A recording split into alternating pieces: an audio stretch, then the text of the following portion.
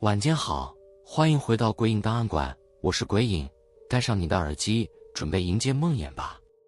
黑夜总是潜藏着某种难以名状的力量，它悄然渗透进人们的梦境，将平静的生活撕开一道裂缝。有人梦见雾气笼罩的荒野，那里有一名白衣女子，嘴角带着诡异的微笑，像幽灵般划过浓雾，目光如钉，直直刺向做梦者的灵魂。有人梦见一个戴黑帽的男人，静静站在昏黄灯光下，帽檐低垂，掩住脸庞。无论如何逃跑，那双隐藏于暗影中的眼睛始终紧紧跟随，仿佛有未解的秘密缠绕不去。还有人梦见一个没有表情的孩子，站在废弃的游乐场中，目光冰冷，像冰刀一样划过心头。他的眼神总是指向某个角落，那里隐藏着黑暗、罪恶，还有未被揭开的真相。这三个人互不相识，却被同样的恐惧捆绑。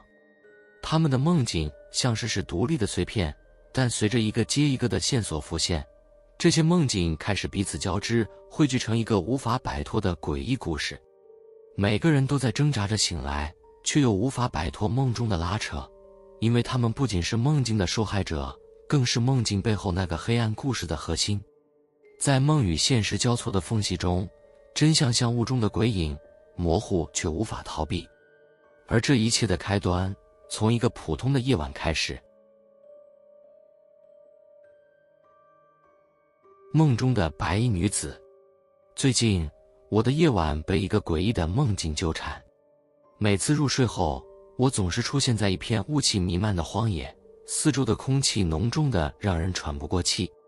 这荒野静得可怕，没有风声，没有昆虫的叫声，连我的脚步声都消失在无形中。空气中似乎隐藏着什么东西，让人感到压迫和不安。它出现了。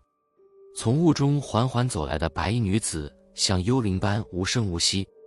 她穿着一条纯白的长裙，裙摆轻轻飘动，仿佛周围的雾气都在绕着她旋转。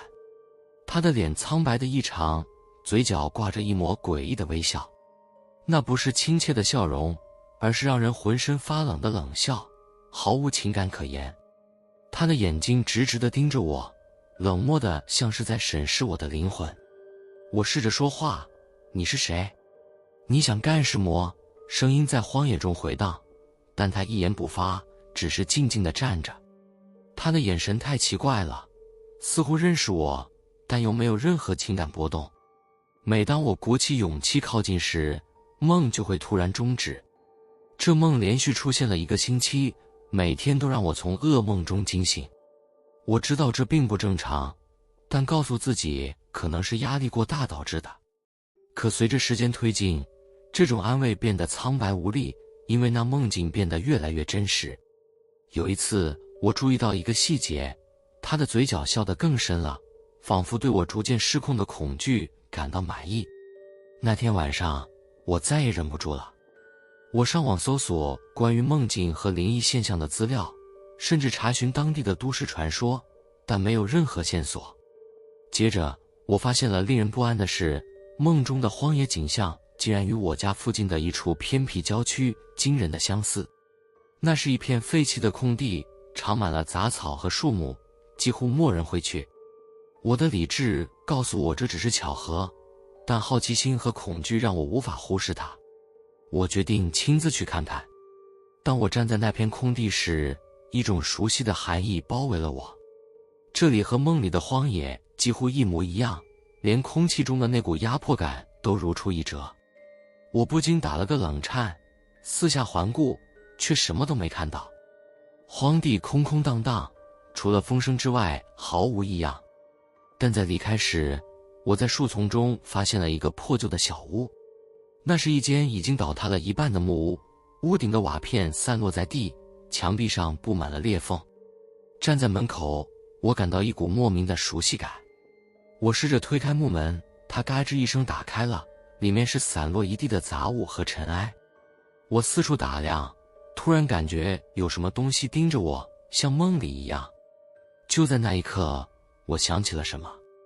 小时候，我和几个朋友来到这片荒地玩耍，那时这小屋还是完好的。我们无意间遇见了一个女孩，她和我们差不多年纪，穿着一条白色的裙子，脸上带着怯生生的笑容。我已经记不清她的名字了，只记得我们起了恶作剧的念头，把她关进了小屋里，然后跑开了。我们当时只是想吓唬她，却没想到她再也没有出来。后来这件事被遗忘了，我们谁都没有提起过，仿佛什么都没发生过。但她没有忘记。当晚我又梦见了她，这次她离我更近了，几乎站在我的面前。她的嘴角的笑容消失了，取而代之的是一张冰冷的面孔。她终于开口，声音低沉而缓慢，像是从遥远的地方传来。你还记得我吗？我全身僵硬，脑中一片空白。她的眼神不再冷漠，而是充满了一种冰冷的恨意，像是在等待我的回答。我想说些什么，但嘴唇却像被封住了一样，无法发出声音。她伸出手朝我逼近，梦境突然崩塌。我从床上惊醒，大口喘气，心跳快得像是要跳出胸膛。第二天，我无法忍受内心的煎熬，决定再去一次那片荒地。我需要面对这件事，无论结局如何。当我再次进入那间小屋时，空气中的寒意几乎让我窒息。我看到角落里堆放着一些散落的木板和旧布料，隐约露出一个小小的凹陷。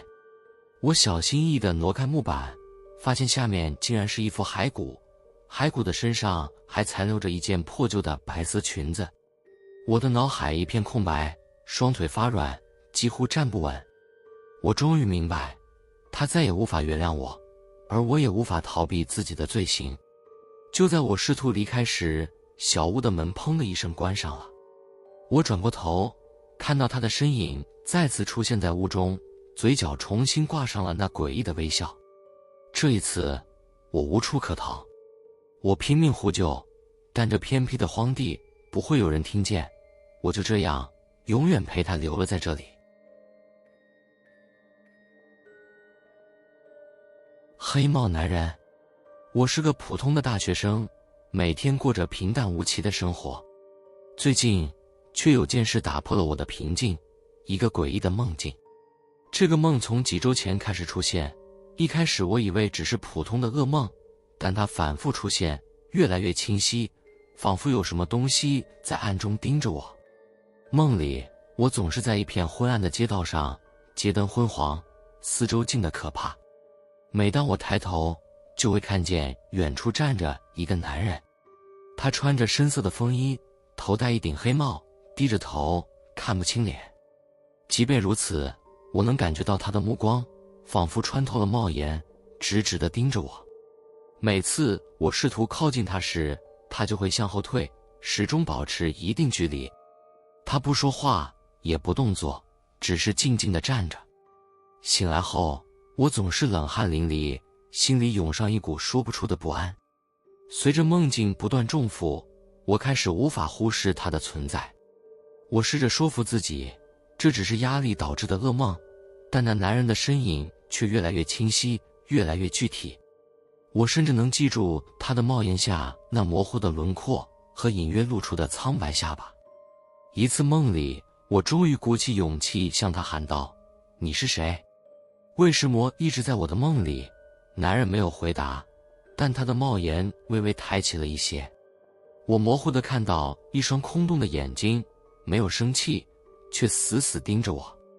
那一刻，我整个人僵住了，像是被他视线牢牢锁住，无法动弹。梦境在那一瞬间崩溃，我猛地惊醒，发现自己蜷缩在床上，手心全是冷汗。我坐起来喘了好一会儿，心脏狂跳不止。看了眼手机，才凌晨3点。我打开灯，看着空荡荡的房间，却无法让自己平静下来。这种情况持续了几天，让我整个人神经紧绷，白天连课都听不下去。某天晚上，我从图书馆复习完回宿舍，路上几乎没有人。我走在一条僻静的小路上，昏黄的路灯打在地上，影子拉得很长。就在转角处，我感觉有什么东西不对劲。脚步声不止我的，还有一双沉重的皮鞋踩在路上，缓慢而坚定地跟着我。我转头看去，却什么都没有，空荡荡的街道只有我一个人，但那脚步声仿佛就在我的耳边。我加快脚步，脚步声也随之加快。我忍不住开始跑起来，终于在宿舍门口停下，回头张望，依然什么都看不见。胸口剧烈起伏，但那种被盯着的感觉却始终没有消失。进了宿舍，我赶紧关上门，背靠着墙滑坐到地上，脑子里全是那男人的身影。忽然，我的手机响了，来自一个陌生号码的简讯。你以为跑得掉吗？那一晚，我几乎没睡。第二天，我开始查阅学校的历史，试图找出任何与那男人有关的线索。在图书馆里找了许久，一份关于校园灵异事件的旧报纸从书架上掉了下来，我手抖着把报纸举起来。报道上提到，一名男学生在多年前的某个深夜离奇失踪，当时最后的目击地点正是我宿舍所在的建筑。那名学生的描述与我梦里的男人惊人的相似，穿着深色风衣，戴着黑帽，脸苍白的不正常。我心里一阵发寒，梦里的场景仿佛再次浮现在眼前。报道上还提到，失踪事件发生后，有多名学生声称在夜里看到过一个黑帽男人，但后来这件事逐渐被淡忘，成为了一个无人考证的都市传说。当晚，我终于等不住了，我想知道这个男人到底是谁，为什么出现在我的梦里，为什么跟着我。我躺在床上，任由睡意将我拉入梦境。果然，他又出现了。这次他站得比以往更近，只有几步之遥。他抬起头，露出一张苍白的脸，双眼空洞，嘴唇微微张开，好像想说什么。我开口喊他：“你是谁？你到底想要什么？”但他只是冷冷地看着我，忽然伸出手指向远处的一个方向。那是梦里街道的尽头，一片阴暗的空地。我不知道那是什么地方，但脑海里突然浮现出一个念头，那里埋藏着什么秘密。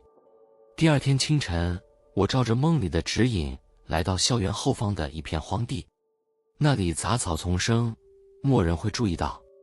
我踩着泥土，心跳得快要从胸口蹦出来。走着走着，我看见了一个破旧的井盖，看样子像是被人遗忘了许久。我小心翼翼地打开井盖，里面是一个深不见底的洞穴，散发着浓浓的霉味。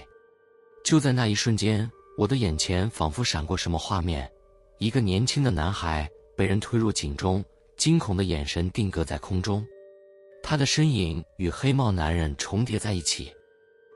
我吓得连忙后退，手里的井盖落地，发出沉闷的声响。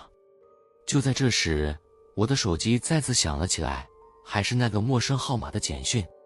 你终于记起来了。那天晚上，我再次梦见他。他没有站得那么远，而是站在井盖旁，直直地看着我。他的嘴唇微微动了，第一次说话。现在你该做出选择了。我不知道他指的是什么，但醒来后，我主动联系了警方，匿名报告了那口井。第二天，警察在井底发现了一具骸骨，确认就是多年失踪的学生。那一晚，我的梦境里再也没有出现过黑帽男人，但我总觉得在某个角落，他依然注视着我。或许他只是满意地看着我替他揭开真相，又或者他还在等待下一个人被他的目光牢牢盯住。这个梦境的结束，不是救赎，也不是解脱，而是又一个谜的开始。面无表情的儿童。作为一名心理医生，我接触过形形色色的病人，但从未遇到像李先生这样让我感到困惑和不安的人。他年约40，斯文有礼，却总是面带忧虑。他第一次走进我的诊疗室时，迟疑了很久才开口，语气里满是压抑的恐惧。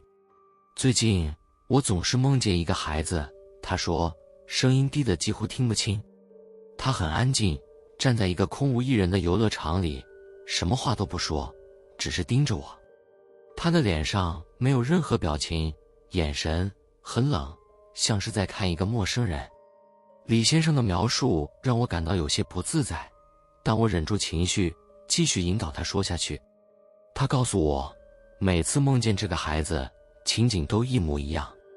游乐场的空气死寂无声，孩子穿着一件旧旧的校服，手臂垂在身侧，一动不动地站着。最让他感到不安的是，孩子的目光总会落在同一个方向，仿佛那里有什么东西吸引着他。你知道那方向是什么吗？我问。李先生摇摇头。我试图顺着他的视线看过去，但那里总是一片黑暗，什么都看不清。随后的几次疗程中，李先生不断提到这个梦，但他的情绪越来越焦躁。他开始怀疑，这不是普通的梦境，而是某种预兆。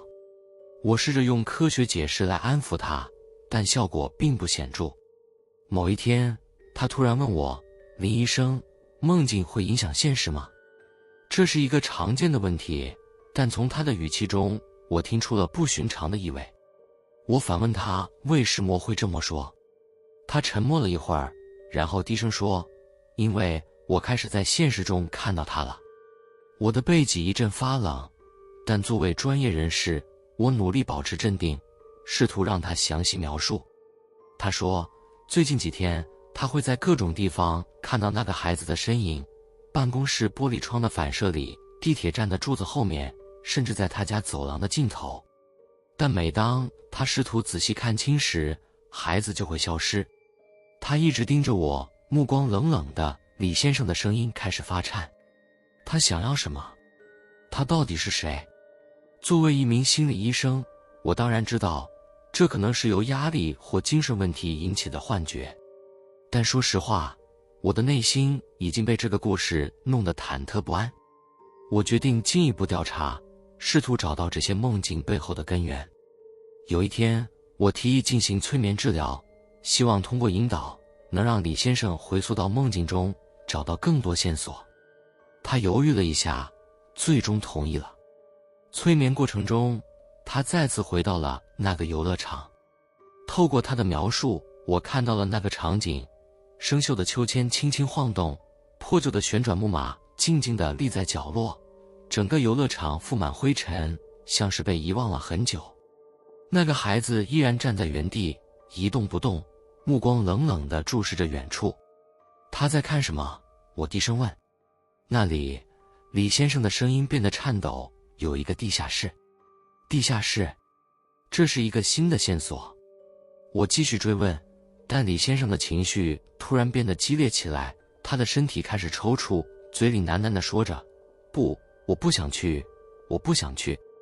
催眠不得不终止。李先生从椅子上坐起来时，满脸苍白。他拒绝再谈那个地下室，甚至不愿再继续接受治疗。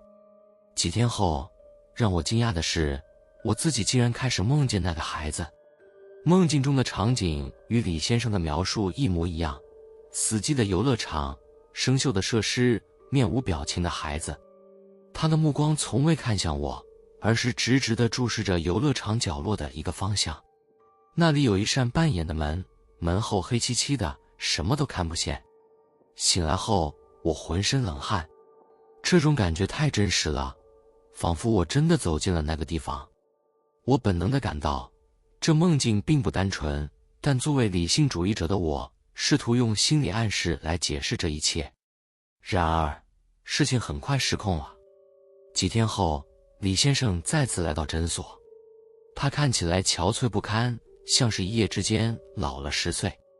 他告诉我，那个孩子不再只是静静地站着看了，他开始动了。他在向我走来，李先生声音颤抖，手指紧紧攥着椅子扶手。昨晚，我梦见他走到我的床边，站在那里盯着我。他的眼神不再冷漠，反而像是在恨我。这话让我背后一阵发凉。我安抚他冷静下来，让他回忆更多细节。他想了很久，突然说了一句，我记得了，那是我小时候住的地方。李先生小时候住在城郊的一个旧社区，里面有一个小型游乐场。多年来，那里已经荒废，被拆除了一部分。但他的话让我明白，这件事可能与他的童年有关。当晚，我做了个决定，我驱车前往那个地方，希望能找到更多线索。按照李先生的指引，我来到了那片空地。荒草丛生，地面上还残留着生锈的游乐设施。就在角落里，我真的看到了那扇门。推开门，里面果然是一个地下室。我掏出手机，打开手电筒，光线照亮了潮湿的墙壁和满地的尘土。空气里弥漫着霉味，还混杂着一丝若有若无的铁锈味。我心跳加速，慢慢走进去。地下室里有一张破旧的桌子，桌上摆放着一些玩具，已经被灰尘覆盖，看起来被遗忘了很久。我不由自主地伸手拿起其中一个，忽然听见背后有轻微的脚步声。我猛地转过头，什么都没有。但那一刻，我仿佛感觉到角落里有一双眼睛在盯着我。手机的光打过去，空荡荡的墙壁上竟然有一道模糊的影子。那影子小小的，分明像是一个孩子。我慌忙离开了那里。几天后，警方接到我的匿名报案，在地下室里发现了一具孩童的骸骨。经调查，那孩子多年前失踪，而李先生正是那个时期住在附近的居民之一。当我告诉李先生这件事时，他的脸色变得异常苍白。他颤抖着说出真相，那个孩子是他小时候的邻居。某一天，孩子因为一些小争执被李先生关进了地下室，而他却忘了把孩子放出来。孩子的家人发现后，到处张贴寻人启事，就是莫怀疑到李先生头上。因为李先生的表面功夫做得很好，一个好邻居的形象。后来，李先生因为愧疚也不想负责，一家匆匆搬走，他再也没有提过这件事。那孩子的梦境最终成为他内心的审判。自从骸骨被发现后，我再也没梦见过那个孩子。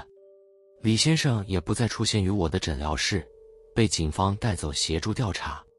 我无法确定他是否得到解脱，但我知道某些东西，甚至法律，或许永远不会放过他。喜欢这类型的故事的话，记得点赞、订阅鬼影档案馆，开启小铃铛，才不会错过每晚间的恐怖小故事。